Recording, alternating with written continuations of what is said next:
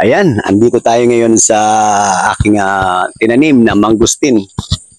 Ayan, ito kita nyo, laki na niya after 5 years. Ang punla na ito, ang punong ito ay nanggaling sa Department of Agriculture dito sa bayan ng Socorro nung namigay sila noon after 5 years. Ito na siya. Makikita nyo, meron na siyang bulaklak. Ang baba lang ng kanyang puno. Ito, papakita natin sa inyo. Pakita ko po sa inyo ang mangustin. Ayan. Ayan yung mga bulaklak. Ayan. Ayan.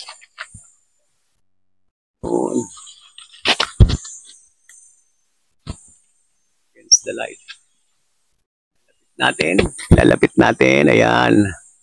Bulaklak na siya. Bulaklak na siya. Salamat sa Department of Agriculture. Ayan. Ilang mga binigay ng mga pananim. Naapektuhan noon ng bagyo. Sa ang mangustin sa naibigay sa atin. Meron din ang mga rongbing. Ito naman yung rongbing. May mga bulaklak na rin yung rongbing. Nakakatuwa ang bulaklak ng mangustin.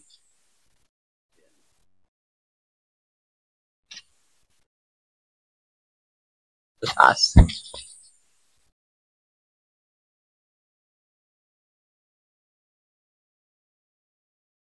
Ayan, dami. Daming bulaklak.